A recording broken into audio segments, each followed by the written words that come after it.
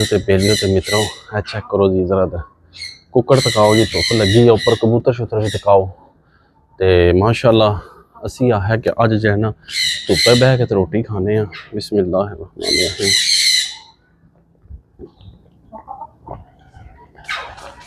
ਆਏ ਹਾਏ ਪੁਰਾਣੀਆਂ ਯਾਦਾਂ ਆ ਗਈਆਂ, ਬਚਪਨ ਵਿੱਚ ਬਹਿੰਦੇ ਹੁੰਦੇ ਸਾਂ ਤੇ ਬਹਿ ਕੇ ਅੰਮਾ ਅੱਬੇ ਨਾਲ ਉੱਥੇ ਬਹਿ ਕੇ ਅੰਮੀ ਸਾਡੀ ਉੱਥੇ ਚਲੋ ਉੱਪਰ ਚਲੀਏ ਧੁੱਪੇ ਤੇ ਚੱਲ ਕੇ ਰੋਟੀ ਖਾਣੇ ਆ, ਉੱਥੇ ਉੱਪਰ ਵੀ ਬਹਿ ਕੇ ਖਾਣੇ ਆ, ਕੋਈ ਮੂਲੀਆਂ ਮਾਲਟੇ ਸ਼ਾਲਟੇ ਇਹ ਵੋ।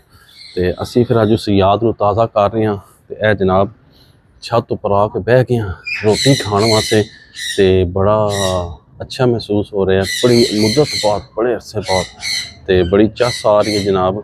तो तुसी भी सारे जो है ना कमेंट्स करके ज़रूर दसना है कि भी ये वक्त किन्ने किन्ने गुजारे अस धुप्पे बह के छत उपर कोल मुर्गियाँ फिर रही हैं, कबूतर फिर रहे हैं, इंजॉयमेंट हो रही है। तो यह सरकार मामू पाकिस्तानी रोटी खा लगे नवाला तो तुहानू दसदा कैसा पकया सालन। बिस्मिल्लाहिर्रहमानिर्रहीम।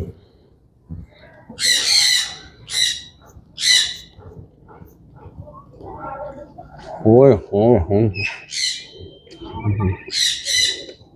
मैं आखना जी चस आ गई है तो जिन्हें जिंदगी जी चस नहीं लाई तो फिर बहुत सर्दियों इंजॉयमेंट करो, विटामिन डी की कमी पूरी करो। तो फिर मैं दसो तो जिन्हें जिन्हें बैठे हैं वो कमेंट्स करो जल्दी जल्दी। लव यू हो गया। बिस्मिल्लाह।